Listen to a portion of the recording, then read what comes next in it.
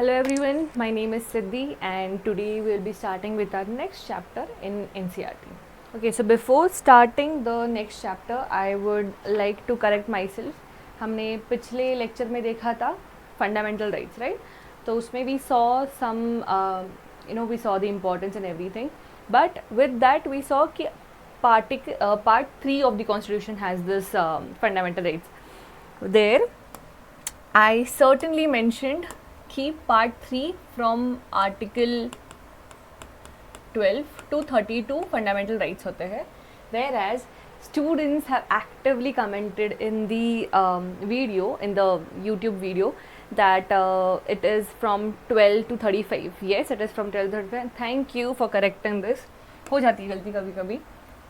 So yes, it is from 12 to 35. 32 मतलब 14 से लेके 32 तक the rights are mentioned, and then 12, 13, 33, 34, 35, all of these are the peripheral things that are needed. मतलब कि कब when there is an situation, martial law वगैरह ये सब कुछ जब रहेगा तब कैसे चीज़ें बदल सकती है regarding fundamental rights. So it is related to fundamental rights, but the rights are not specifically mentioned in those. Mentioned 12, 14 to 32 में है, बाकी सब कुछ related to fundamental rights ही होता है. Okay, so yes, so apart from that, yes, let's begin with the next session of ours. I'll again tell you that make sure that you revise the lecture that we had done before, ताकि revision होता रहे. हमेशा ये आदत लगाना कि कोई भी नई चीज़ उसी सब्जेक्ट में सीखने से पहले you'll revise whatever has been taught you before or what you have learnt before. Okay, so yes, so this today we will see the chapter 3 of Indian Constitution at work, which is nothing but elections and representation. Okay, so this elections and representation, with this we'll also see how the elections take place in India, what are the types, what are the kinds of election, the representation in India, and yes, the peripheral topics, everything, सब कुछ देखेंगे उसके बारे में. But let's first see कि ये elections होते क्यों है, ठीक है, किससे रिलेटेड होते हैं all of these elections and everything, that we'll see first. So again we'll come to the basic example that is given in the NCERT itself. NCERT में आप बहुत सारे cartoons, बहुत सारे examples पढ़ोगे, देखोगे ऐसे, तो उसी तरह we will also see some of the examples like this. So NCERT में example दिया हुआ है, that only I will elaborate, but थोड़ा सा अलग. So जैसे कि एक गेम होता है, ठीक है, कोई भी आप गेम ले लो, कोई भी आप स्पोर्ट ले लो, ठीक है, तो in this game there are people playing. For example, very common game, very famous game, that is cricket sport. Consider that कि we have set a boundary, ठीक है, एक बाउंड्री रहता है कि अगर उससे क्रॉस हो जाए तो we consider it as 4 run consider कर जाता है, उसके ऊपर गया तो फिर we consider it as 6, right. हर एक ओवर में 6 बॉल्स होते हैं, ठीक है. All of these things are consider. एक बार आउट होने के बाद you have to change and you have to give the batsmanship to another person, right. These are the rules. एक टीम में कितने सारे मेंबर्स होते हैं. सो what if India's team, when it is playing against Pakistan for example, okay, हम बहुत ही liberal हो जाते हैं तभी, तो what if it says नहीं, मैंने चौका मारा है पर उसको 6 रन ही कंसिडर करने हैं इस बार, just because मे बी कि गेम जो है, क्रिकेट जो है वो हमारे कंट्री में हो रहा है, इसलिए we are changing the rules and no one can say anything, right. So ऐसी चीज़ें नहीं हो सकती, right. The umpire cannot be from our side whole and sole, he has to be fair. दोनों कंट्रीज़ के हिसाब से होना चाहिए.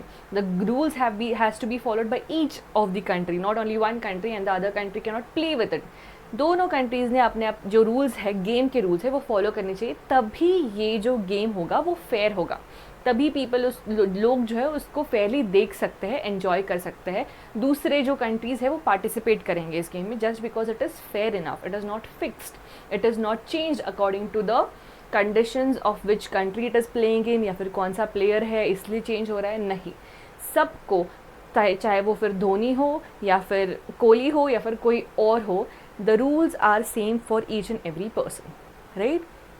This is what elections are for, ठीक है. जो भी कुछ हो रहा है सबके लिए रूल्स फेयर होने चाहिए. और इससे ही हमारी गवर्नमेंट बनेगी, है ना। सो ये जो बेसिक डिसीजंस होते हैं, ये रूल्स होते हैं, ये कहाँ पे होते हैं, ये कॉन्स्टिट्यूशन में लिखे होते हैं. So this constitution gives you the basic rules of everything, and this basic rules में ही हमने कॉन्स्टिट्यूशन मेकर्स ने इलेक्शंस डाल दिया गया. अभी क्यों डाला है in elections, like what was the compulsion कि इलेक्शंस को कॉन्स्टिट्यूशन मेकर्स ने ओरिजिनली कॉन्स्टिट्यूशन में लिख दिया. क्यों नहीं बोला कि ठीक है वो बाद में देख लो, अभी तो हमने गवर्नमेंट बना ली है, अभी हमें पता है प्राइम मिनिस्टर कौन है, प्रेसिडेंट कौन है, ये सब कुछ कौन है, बाद में देख लेंगे. No, this was a very important thing. Why was it such a important thing? Let's see. This is the third chapter. What is democracy? अभी आप बोलोगे डेमोक्रेसी और इलेक्शंस, इसका क्या संबंध है? Those who have read more, yes of course you can link it out, but जिसको नहीं पता, ठीक है, बहुत ही सिंपल टर्म में अभी डेमोक्रेसी पढ़ेंगे हम कि क्या होता है डेमोक्रेसी. डेमोक्रेसी इज समथिंग कि हम जिस एरिया में या फिर हम जिस कंट्री में रह रहे हैं उसको जो रूल कर रहा है, ठीक है, जो गवर्न कर रहा है, जो लॉज बना रहा है, वो हमारा इंसान हो. हमारा इंसान मतलब मेरे घर का नहीं, बट मेरे चॉइस का हो. एटलीस्ट मेरे चॉइस का मतलब मुझे ये पसंद है इसलिए वो वहाँ पे जाके रूल करेगा, ऐसी बात नहीं. बट चॉइस मतलब I should represent, my community should be represented there. Okay, so मुझे हक होना चाहिए कि मुझे पता होना चाहिए कि वहाँ पे कौन रूल करने वाला है. I should be contributing that. Plus उसे भी पता होना चाहिए कि वो किससे रूल कर रहा है, ठीक है. सो द गवर्नमेंट, जो गवर्नमेंट फॉर्म होती है, it is by the people, it has been form by the people via elections. ठीक है, कैसी फॉर्म होगी? It will be form of course via elections only. नहीं तो कैसे फॉर्म होगी ना, हम चिट्ठियाँ डाल के तो नहीं गवर्नमेंट बना सकते. So the basic rule of being a democratic country is forming the government by democracy, by elections. So it is important, इसलिए इलेक्शंस इंपॉर्टेंट होते हैं. इसलिए इलेक्शंस है तो डेमोक्रेसी है, डेमोक्रेसी है तो इलेक्शंस है. It is a loop, it is interdependent on one another. ठीक है, दैट इज़ वाई इलेक्शंस. अब ये इलेक्शंस जो होते हैं हमारे यहाँ पे, those are indirect elections and direct elections.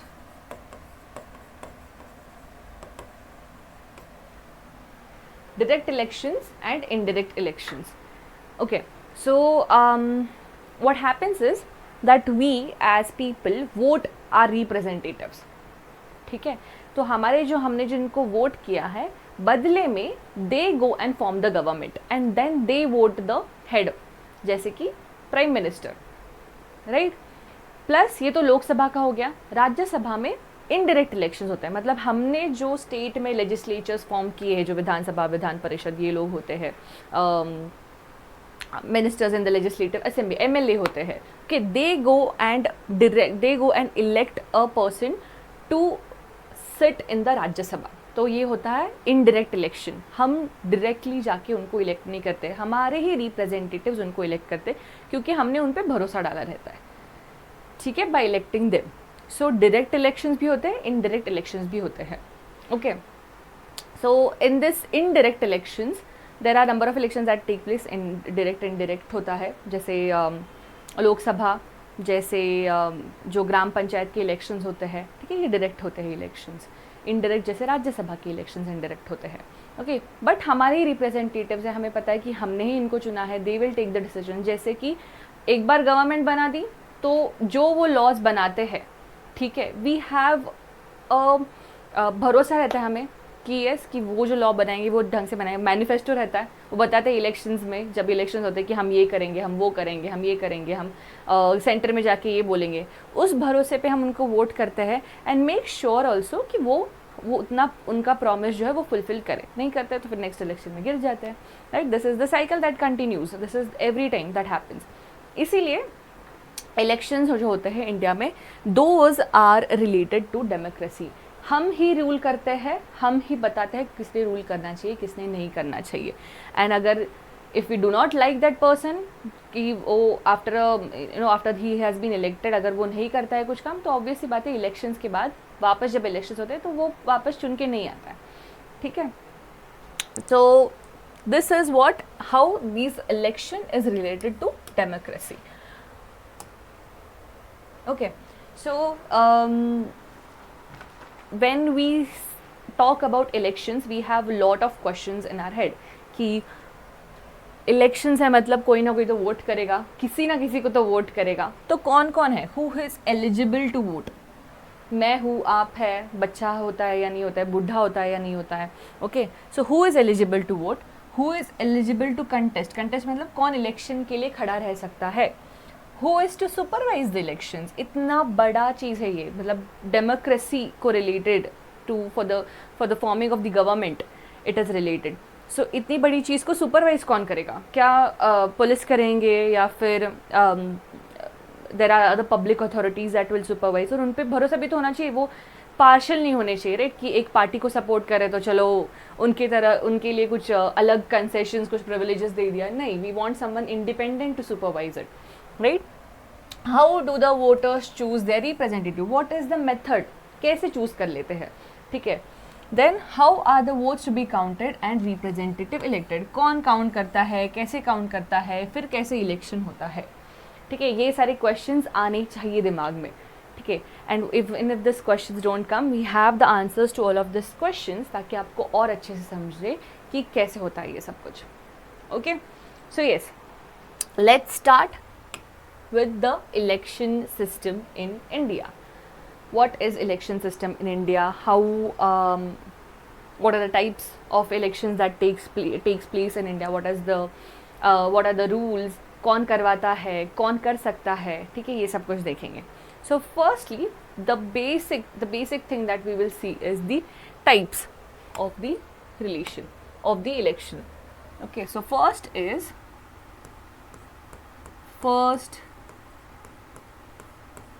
past the post.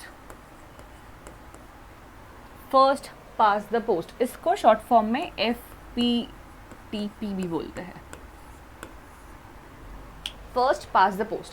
अब ये समझेगा नहीं इसे तुरंत देखने पर कि हाँ आगे फर्स्ट पता, will explain what is first past the post. Okay, इसमें बस इतना ख्याल रखना है कि जो मेजॉरिटी होता है, okay I will explain you indirectly. समझो एक कॉन्स्टिट्यूएंसी है, ठीक है. कॉन्स्टिट्यूएंसी मतलब क्या, एक एरिया है, डिमार्केटेड एरिया है. जैसे कि राजस्थान में अलग अलग कॉन्स्टिट्यूएंसीज़ है, महाराष्ट्र में अलग अलग कॉन्स्टिट्यूएंसी है, पुणे, मुंबई, नासिक, ओके, उनमें भी छोटे छोटे डिविजन्स किए रहते हैं, ठीक है. तो इन दोज कॉन्स्टिट्यूएंसी, अभी ये जो FPTP है ये होता है in our Lok Sabha elections. Okay, तो लोकसभा में सीट्स कितने हैं, is it fixed? Yes it is. So India में 543 सीट्स हैं हमारे पास अभी. Okay, 543 seats are there in our constituency. So 543 seats में सारे इंडिया भर से लोग इलेक्ट होते हैं and then they represent in our Lok Sabha, ठीक है. Lok Sabha is where in the centre में होता है, दिल्ली में होता है, ठीक है. और विधानसभा, विधान परिषद ये स्टेट में होता है, ठीक है, ये देखेंगे हम. बट अभी के लिए समझ लो कि लोकसभा, राज्यसभा, ठीक है. तो लोकसभा में 543 सीट्स होते हैं. ये 543 सीट्स ऑल ओवर इंडिया से होता है, ठीक है. मतलब यूपी से, बिहार से, केरला से, तमिलनाडु से, चेन्नई से भी, but Tamil Nadu as a whole, Maharashtra, Odisha, West Bengal, all of these states, North East states, every state से यहाँ पे रिप्रेजेंटेशन मिलता है उनको, ठीक है. ये 543 सीट्स में. तो इन 543 सीट्स पे जिनको हम इलेक्ट करके लोकसभा के मेंबर्स बनाते हैं, फिर वो जाके हमें प्राइम मिनिस्टर देते हैं, ठीक है. The biggest party elects its leader which is the prime minister of India, ठीक है. This is how the procedure starts. अब ये 543 वोट्स है, तो will take a very easy example. समझो कि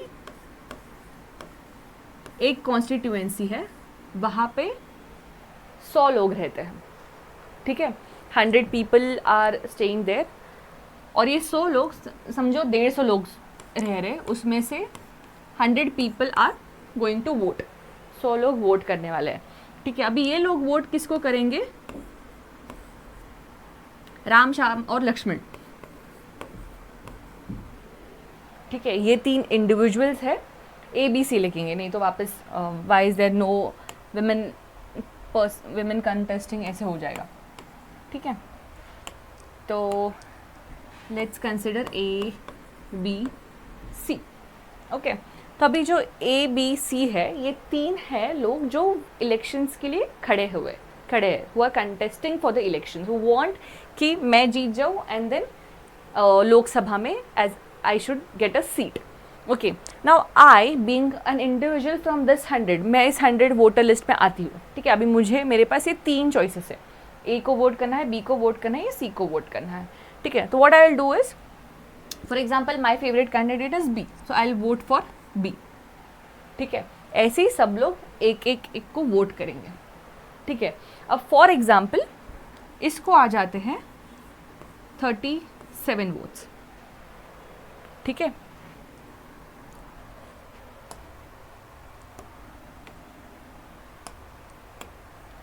इसे आ जाते हैं 36 वोट्स, A को आए 37, B को आए 36 एंड रह गए कितने 43, 63, 27,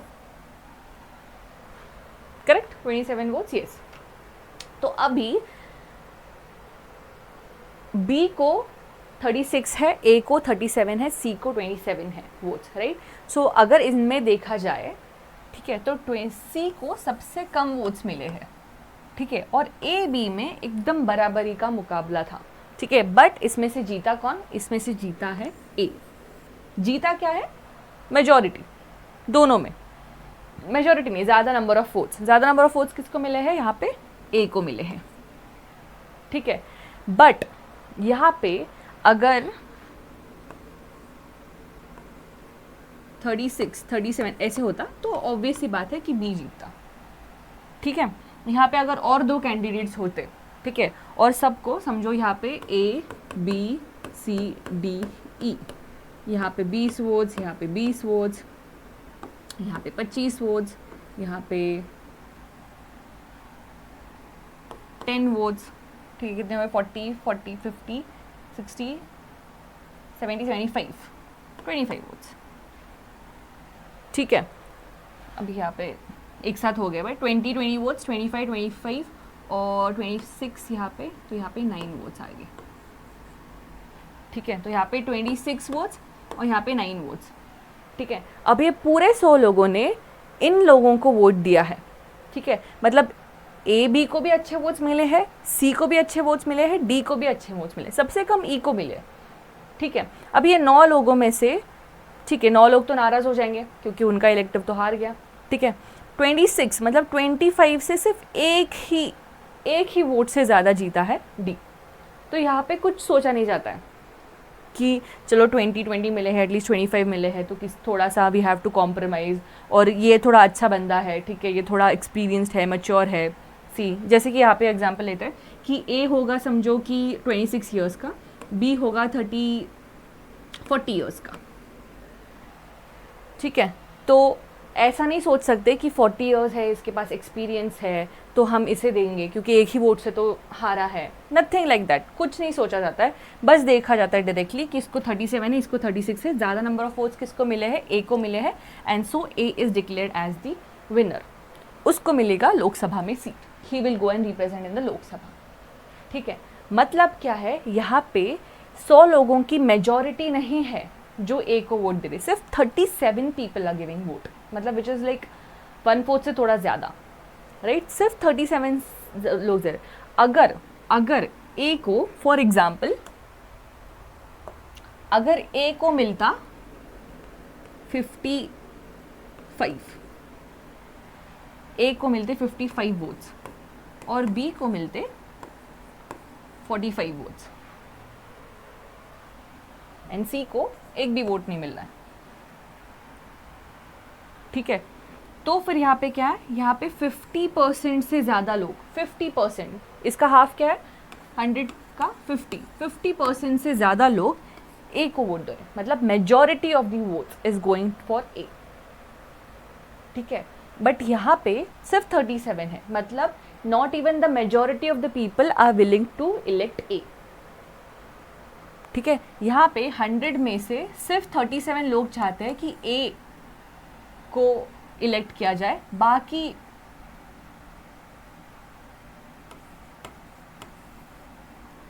इतने लोग हैं, उनको चाहिए कि बी या फिर सी में से कोई ना कोई तो आ जाए, राइट। 63 पीपल वांट कि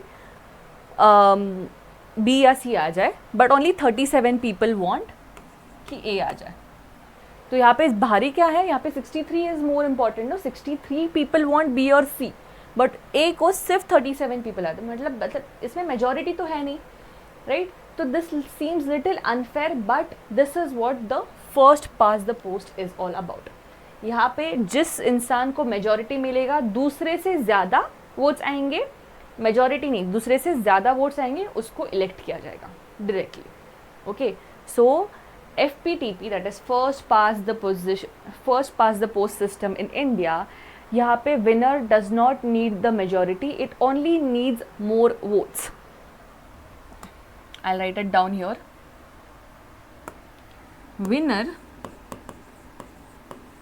does not need majority.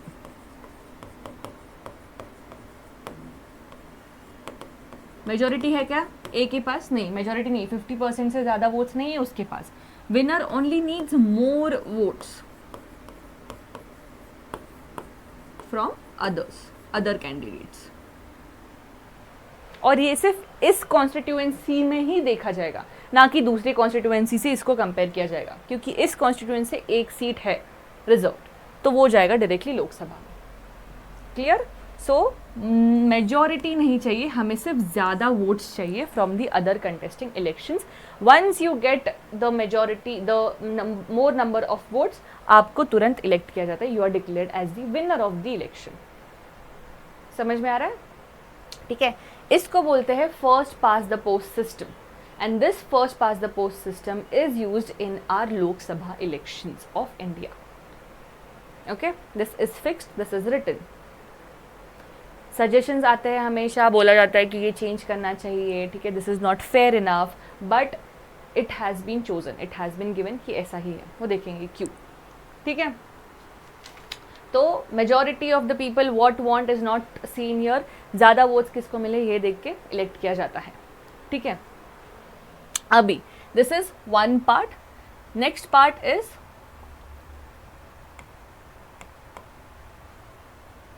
एक होता है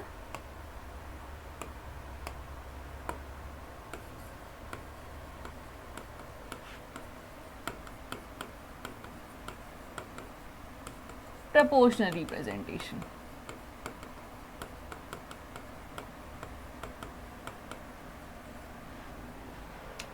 ठीक है, अभी proportional represent जो है वो it is more easier to understand, not easier, so it is more difficult to understand, but ऐसा समझ लो कि जितने वोट्स आएंगे उस हिसाब से सीट्स मिलेंगे, ठीक है, मतलब सीट्स फिक्स्ड होते हैं, but okay, I will just explain you कि कैसे होता है।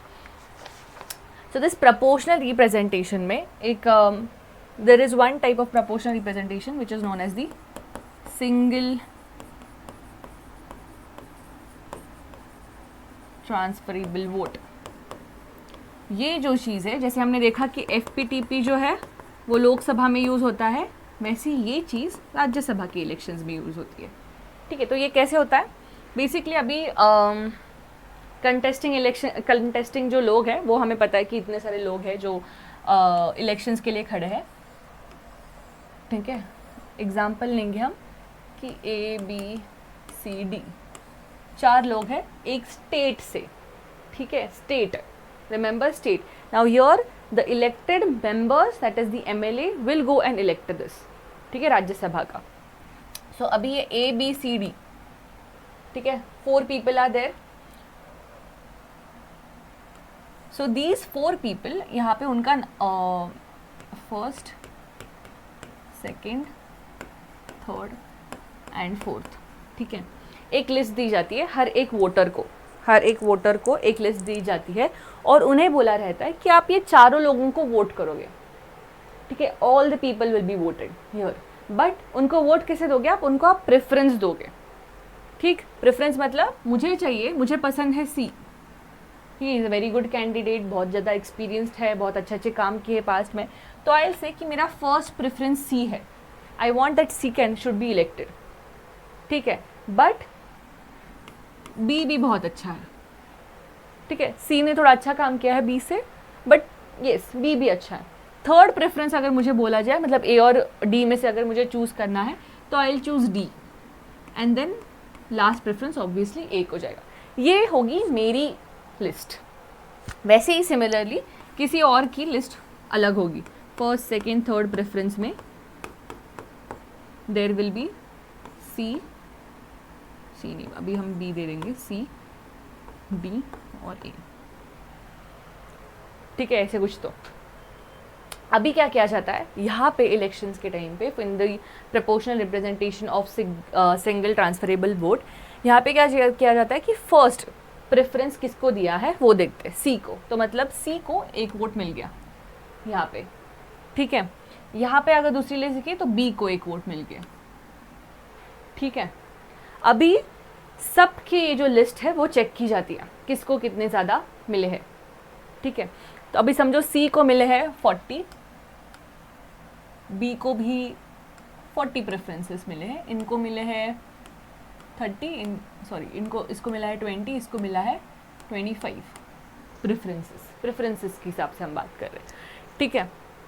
तो अभी इनको इतने मिले हैं, यहाँ पे बी और सी तो एक साथ आ गया, ठीक है। अभी कैसे करेंगे, वापस तो करेंगे नहीं इनको, तो अभी क्या करेंगे, दे विल सी कि quota, they will see how much is the quota being filled by the contester, ठीक है, उसको कितना वैल्यू आ रहा है उस वोट का, ठीक है। अभी ये कोटा जो होता है दिस इज फिक्स्ड, इसका फॉर्मूला फिक्स्ड होता है, okay. So what is the minimum quota of votes that each person should receive, minimum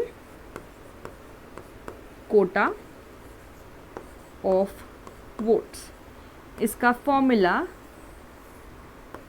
already है हमारे पास कि कितना मिनिमम उसको मिलना चाहिए वोट, ताकि वो बोल सके हम उसको कि वो इलेक्टेड है, ठीक है।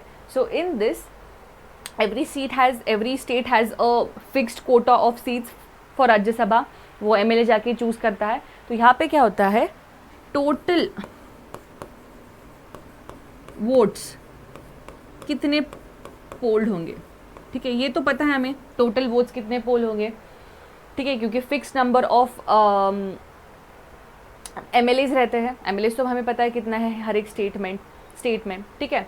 दिस प्लस कितने divided by number of candidates, number of candidates मतलब कौन, जो कंटेस्ट कर रहे हैं इलेक्शंस, ठीक है, उनको बोलेंगे नंबर ऑफ कैंडिडेट्स प्लस 1, ठीक है, उससे एक ज़्यादा मिलना चाहिए। Now this whole equation is given the addition of 1 plus 1, ठीक है। अगर इतना एक को मिल जाए then he is being elected, ऐसा बोला जाता है, ठीक है। इसको हम थोड़ा एग्जाम्पल के साथ समझेंगे, ये अपने दिमाग में रखो ही, ठीक है। We will see through this example and then इसके बाद वापस आएंगे इस पर। Yes, so total number of votes polled, this is the minimum quota of votes that the member should receive, ठीक है, to win the elections. So अभी let's take example जो आपके NCERT में example दिया है, which is of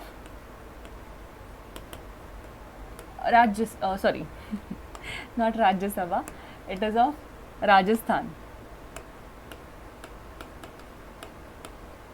ठीक है, राजस्थान का दिया है। अभी हर एक स्टेट से कितने सीट्स होंगे, that is fixed, the amount of seats is fixed. So Rajasthan has 4 seats, ठीक है, एन एग्जाम्पल कि राजस्थान हैज़ 4 सीट्स, ठीक है, जैसे हमने देखा, ठीक है, 4 सीट्स है। तो अभी उसको, उस रिप्रेजेंटेटिव को जीतने के लिए कितने लगेंगे, एक मिनिमम कोटा ऑफ वोट्स लगेगा, तो ही उसको बोलेंगे कि वो जीत गया, ठीक है। तो अभी इट इज़ 40 और इट इज़ 50 या उसको 60 मिलने चाहिए, ठीक है, that we have to see कि how many votes he should get to win that election, okay. So minimum quota is अभी यहाँ पे 4 है, ठीक है, 4 है the number of seats that should be elected. तो यहाँ पे हम देखेंगे कि total number of votes, total votes polled मतलब कितने वोट्स दिए गए हैं। अभी राजस्थान के एमएलएज कितने हैं, for example the MLAs are 200, okay. So MLAs are going to elect, ये हो गया इनडायरेक्ट, समझ में आ रहा है, इनडायरेक्ट इलेक्शन। एमएलएज को किसने चूज किया, किसने इलेक्ट किया, हमने। अभी एमएलए जाके राज्यसभा मेंबर्स को इलेक्ट कर रहे हैं, ठीक है। सो दीज आर 200, मतलब यहीं पे ये जो फॉर्मूला है वो हम लगाएंगे कि मिनिमम कोटा कितना चाहिए इनको, that is equal to total number poll, total votes polled which is equal to 200 divided by number of candidates. Number of candidates कितने हैं, 4, ठीक है। 4 कैंडिडेट्स है, 4 सीट्स है, ठीक है, प्लस 1, और इसको पूरा हम ऐड करेंगे विथ 1। सो मतलब 200 divided by 5, how much is 200 divided by 5, it's 40 plus 1 which is equal to 41। मतलब the minimum number of votes, minimum quota of votes that a representative should get to win is 41।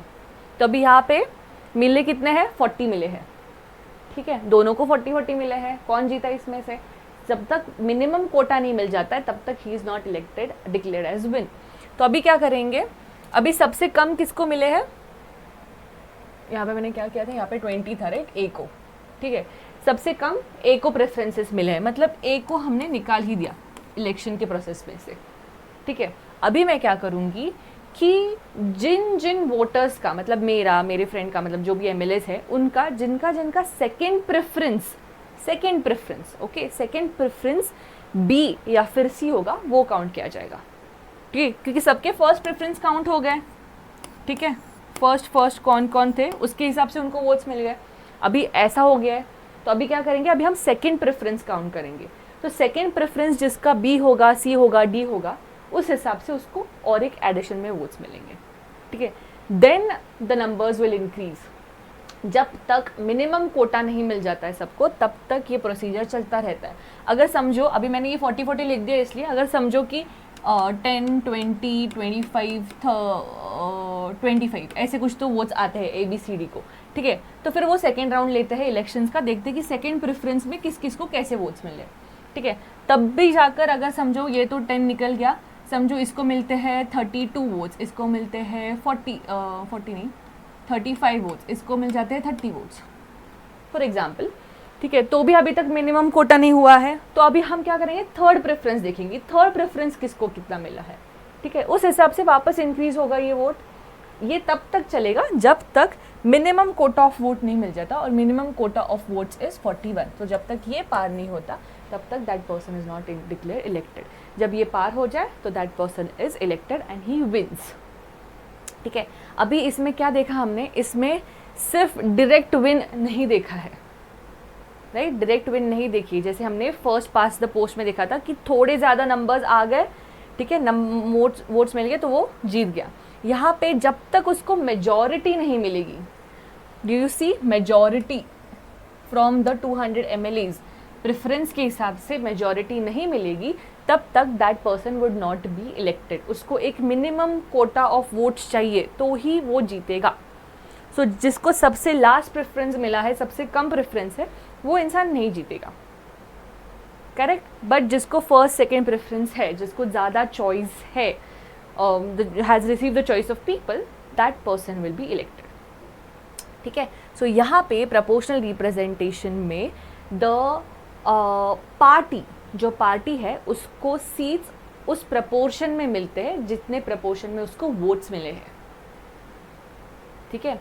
That is why it is known as proportional representation. उस proportion के हिसाब से seats मिलते हैं हर एक party को, okay, that is known as the proportional representation. जो हमारे यहाँ पे यूज किया जाता है in the election of Rajya Sabha is the single transferable vote. This system which is a part of proportional representation, which is a type of proportional representation, is used in the elections of Rajya Sabha with the minimum quota of votes fixed according to the total number of votes polled. MLAs की जितने votes है हर एक state में से उसके ऊपर divide करके number of candidates plus 1, the whole thing plus 1। जब तक इतने नहीं मिलते तब तक वो जीतता नहीं है। क्लियर, ठीक है। सो जितना डिफ़िकल्ट है ये प्रोसेस समझाने के लिए, उतना ही डिफ़िकल्ट है ये चीज़ समझने के लिए। ओके अगर मुझे और आपको बीइंग एजुकेटेड अगर ये समझ में इतना डिफिकल्ट आ रहा है तो समझो कि to every one to understand this process, for every one in India to understand this process, ऊपर से ये भरना, उसको काउंट करना, उसको फिर जस्टिफाई करना is such a difficult process. तो ये प्रोसेस इतनी डिफ़िकल्ट है इसलिए जो लार्जर प्रपोर्शन में जो डायरेक्ट इलेक्शंस होते हैं हमारे यहाँ पे, जो लोकसभा के इलेक्शंस होते हैं, वहाँ पे ईजी तरीका यूज़ किया जाता है which is the first past the post system. First past the post system this is used instead of proportional representation. तो दो हम बोलते हैं कि first pass post the system में मेजॉरिटी ऑफ द वोट्स नहीं मिलते हैं, प्रोपोर्शनल रिप्रेजेंटेशन में मेजॉरिटी ऑफ द वोट्स पे जीता जाता है election.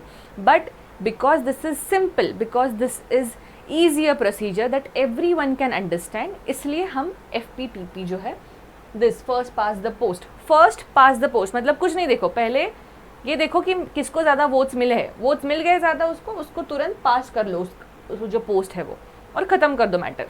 That is known as the first past the post.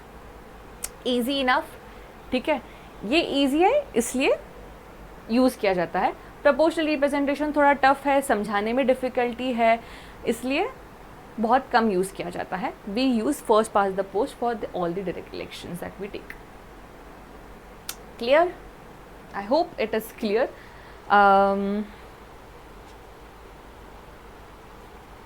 Okay, yes. So हम क्या करेंगे अभी, ये तो हमने देख लिया कि FPTP क्या है और प्रोपोर्शनल रिप्रेजेंटेशन क्या है. We will just see the comparison between the FPTP and the proportional representation. I hope this is visible for you all. I think yes, it is visible. Yes, it is. Okay. Okay ठीक है, visible है। अगर नहीं visible तो आपके NCERT के book में, hold on, I think दिया है NCERT के बुक में ये differentiation. Yes, the comparison is given in the NCERT book itself, तो आप वहाँ से भी पढ़ सकते हो इसके साथ। जब मैं आपको पढ़ा रही हूँ तो आप एक साथ ही पढ़ सकते हो, ठीक है। Even one more thing I wanted to tell you is कि ये जो कार्टून्स देते हैं, ठीक है, वहाँ पे कार्टून्स हैं बहुत सारे, तो those cartoons you can prefer, okay. So cartoons को देख के थोड़ा सा और समझ में आता है कि what is the actual thing that goes on in this election thing, ठीक है। So you can just prefer to those cartoons as well, ठीक है। तो let's read this, take the highlighter, ठीक है। तो ये है FPTP, ये है proportional representation, okay. Let's see what is the difference, what is the comparison.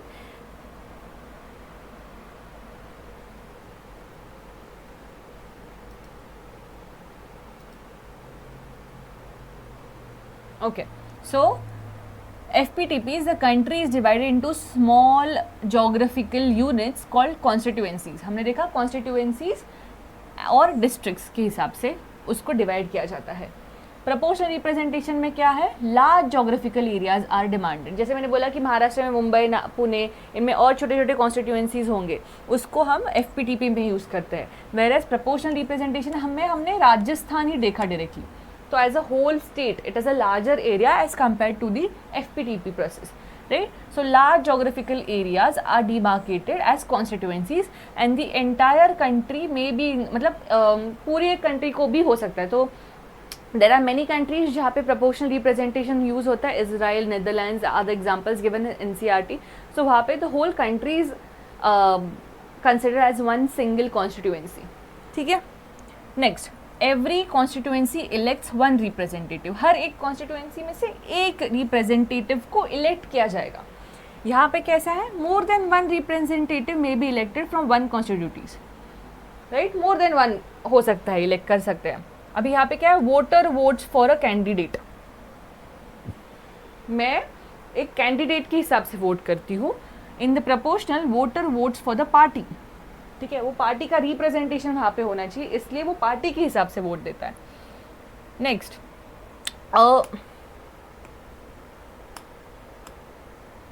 A party may get more seats than votes in the legislature.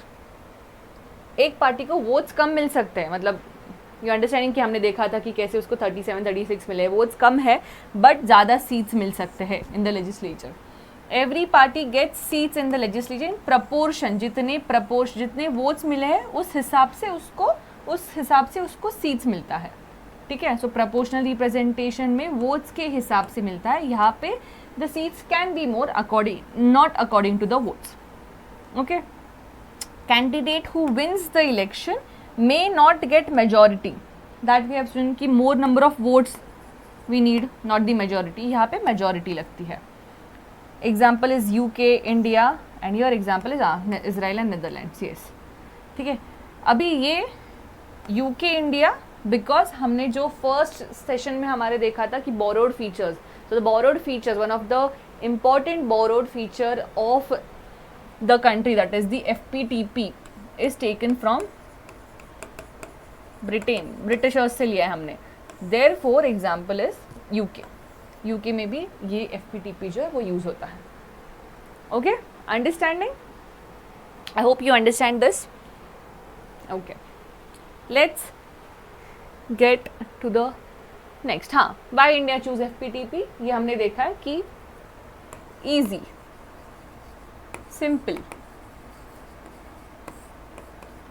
Understandable,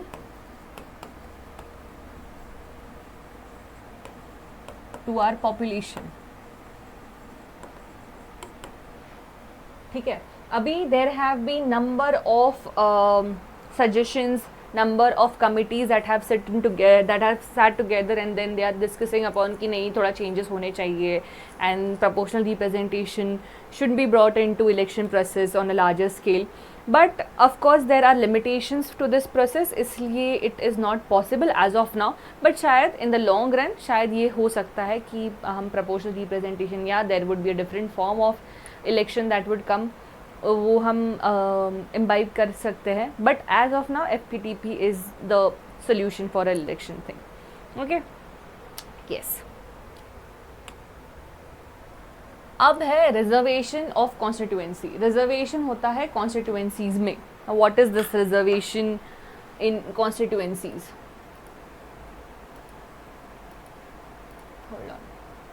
अभी reservation क्यों होता है कॉन्स्टिट्यूएंसीज में, क्या ज़रूरत है रिजर्वेशन की कॉन्स्टिट्यूएंसीज में, ठीक है। तो ये अभी की बात नहीं है, तो पहले से है कि रिजर्वेशन चल रहा है, जैसे during the Britishers times as well. Britishers ने एक एक्ट के द्वारा सेपरेट इलेक्टोरेट्स दिए थे। सेपरेट इलेक्टोरेट्स मतलब कि ये आपके जो कैंडिडेट्स है उसको वोट भी एक सर्टेन कम्युनिटी ही करेगी, ठीक है। इस हिसाब से you don't need to go in so much deep into this, but yes ऐसे दिया था, ठीक है। अभी दो हम देखते हैं कि हम फर्स्ट पास FPTP या फिर प्रोपोर्शनल रिप्रेजेंटेशन यूज़ करते हैं। This is for the betterment कि सब लोग आके वोट करें, फ्री एंड फेयर इलेक्शंस हो, right. But there are some groups, some communities, some people, some amount of people जिनको रिप्रेजेंटेशन नहीं मिलता है, ठीक है। वो इतने कम होते हैं, ठीक है, कि समझो फॉर एग्जांपल जैसे हमने लिया कि 100 वोटर्स है हमारे यहाँ पे, A, B और C कंटेस्ट कर रहे इलेक्शंस, ठीक है। A एक कम्युनिटी से है जिसके मेंबर्स है 60, ठीक है। एक ऐसी कम्युनिटी से बिलोंग करता है जिसके 100 में से 60 लोग उसी कम्युनिटी से है। B एक ऐसी कम्युनिटी से है जिसके मेंबर्स है 30, ठीक है। और C एक ऐसे कम्युनिटी से बिलोंग करता है जिसके मेंबर्स सिर्फ 10 लोग हैं, 100 में से 10 लोग उसी कम्युनिटी से है, ठीक है। तो अभी ऑब्वियस सी बात है कि ये जो 60 वोट्स है ये सब लोग नहीं, but at least majority of them will vote to A, ठीक है। बाकी जो लोग हैं वो सोचेंगे नहीं कि B बहुत अच्छा काम करता है, देखा है, थोड़ा सा लॉजिकल रीजनिंग लगाएंगे यहाँ पे और वो लोग B को वोट देंगे, तो समझो कि यहाँ पे उसको आ गए 35 वोट्स, ठीक है। बट ये जो लोग हैं ये सब इनको ही वोट दे रहे, ठीक है, एंड कुछ लोग 15 votes are being polled to C.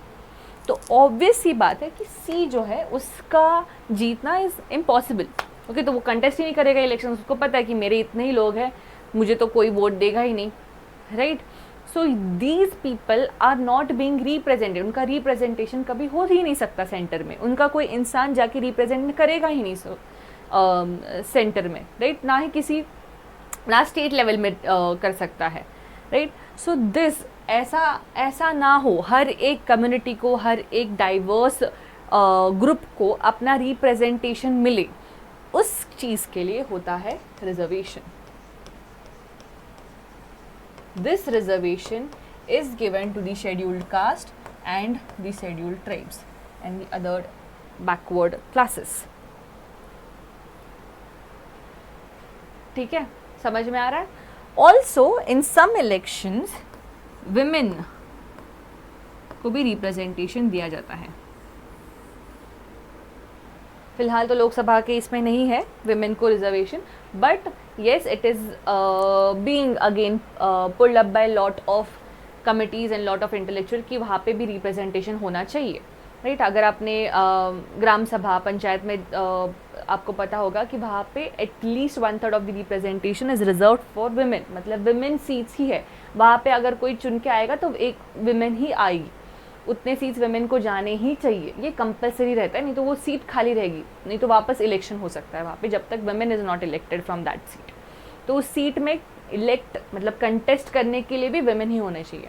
That is the kind of reservation that they are saying. तो ये होता है in the scheduled caste scheduled tribes में भी, ठीक है। तो यहाँ पे रिजर्वेशन देते हैं, क्यों? क्योंकि हर एक कम्युनिटी को, हर एक sector of social sector of people को उनका रिप्रेजेंटेशन चूज़ करने का मौका मिलना चाहिए, ताकि देयर प्रॉब्लम्स, ऑफ कोर्स उनके प्रॉब्लम्स उनकी कम्युनिटी जानेगी ना, हमें थोड़ी पता रहते हैं इंटरनल प्रॉब्लम्स क्या रहते हैं, because we are never facing that problems. ये जो चीज़ें हैं जैसे कि अनटचेबिलिटी हो गया, उनका रिप्रेजेंटेशन कम, उनको कुछ वोट्स नहीं, उनको कुछ राइट्स नहीं दिए जाते हैं, right.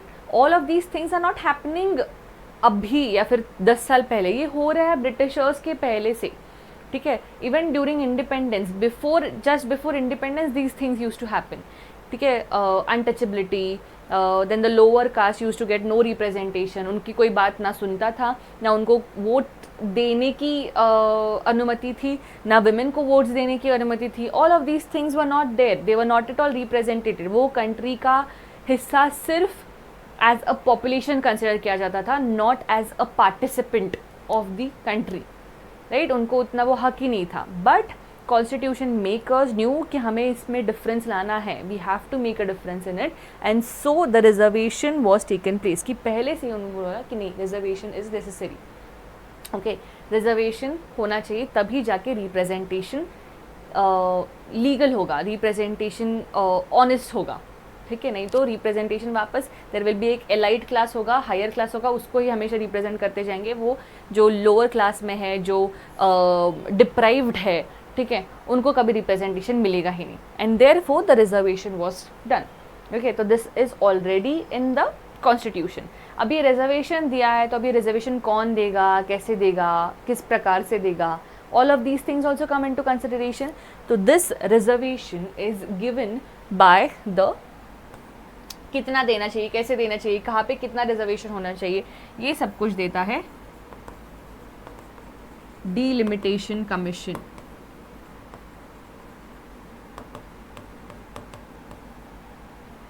Delimitation commission, okay. This delimitation, अभी कमीशन मतलब क्या, कमिटी, कमीशन, ये बहुत सुनोगे आप लोग, इसलिए मैं शॉर्ट में बता देती हूँ कि क्या होता है। कमीशन मतलब there is a group of people which is appointed, ठीक है, 10-15 लोग को। मतलब अगर समझो कि आपका कॉलेज ले लो, ठीक है, कॉलेज में कुछ फेस्टिवल होने वाला है, फेस्ट होने वाला है, एक प्रोग्राम, एनुअल डे होने वाला है, ठीक है। तो उस एनुअल डे कैसे होना चाहिए, वहाँ पे क्या कौन कौन से प्रोग्राम्स होने चाहिए, कौन कौन आएगा, गेस्ट कौन होगा, कैसे प्राइजेस डिस्ट्रीब्यूट होंगे, कौन कौन से प्राइजेस डिस्ट्रीब्यूट होंगे, कितने होंगे, ये सारी जो चीज़ें हैं, डेकोरेशन का कौन देखेगा, all of these little little things, ये सब कुछ कौन देखेगा, कैसे देखा है, इसलिए एक कमेटी बिठाई जाती है, ठीक है, कमेटी बनाई जाती है। तो ये कमेटी मतलब क्या, एक ग्रुप बनाया जाता है जिसमें सारे लीडर्स को लिया जाता है, लीडर्स को यानी people who can you know think in that way, okay, intellectuals होते हैं या फिर who can manage things, who are good in these things, उनको बिठाया जाता है एक साथ, उनको बोला जाता है कि आप अपने हिसाब से रोल्स बांट लो, ठीक है, या फिर रोल्स उनको दे दिए जाते हैं और बोलते हैं कि इस हिसाब से you have to make sure कि जो एनुअल डे हो रहा है आपके कॉलेज में या स्कूल में, you have to make it smooth, okay, अच्छे से करना है। So this is what a committee is. उनको एक टास्क दिया जाता है, वो कमेटी को वो टास्क पूरा करना है बाय हुक और क्रुक। वैसे ही दिस कमीशन या फिर कमेटी बोल सकते हो आप, तो this committee has the role, has a duty, and has certain powers also. तो ये डीलिमिटेशन कमीशन को यही देखना रहता है कि कॉन्स्टिट्यूशन, ये वो डीमार्केट करता है कि ये जो स्टेट है उसमें कितने कॉन्स्टिट्यूएंसीज होंगे, कौन से पॉपुलेशन के हिसाब से कॉन्स्टिट्यूटीज होंगे, कैसे पॉपुलेशन को डिवाइड करेंगे हम, यहाँ पे रिजर्वेशन किस किस को होना चाहिए, यहाँ पे शेड्यूल कास्ट ज़्यादा है, यहाँ पे शेड्यूल ट्राइब्स ज़्यादा है, तो रिजर्व उस हिसाब से उसको रिजर्वेशन मिलेगा, ठीक है। This is done by the delimitation commission. अब ये डिलिमिटेशन कमीशन जो है ये इंडिया का कमीशन रहता है। So this is appointed by the president appoint करते हैं कि ठीक है आप डिलिमिटेशन कमीशन में रहोगे with the help of council of ministers of course, ठीक है। तो वो उनको सजेस्ट करते हैं और इस हिसाब से डिलिमिटेशन कमीशन बनता है और वो बताता है कि कैसे रिजर्वेशन, कैसे कॉन्स्टिट्यूएंसीज बनेंगे, ओके, ठीक है। तो अभी ये अकेले काम नहीं करता है, इसके साथ काम करता है ECI,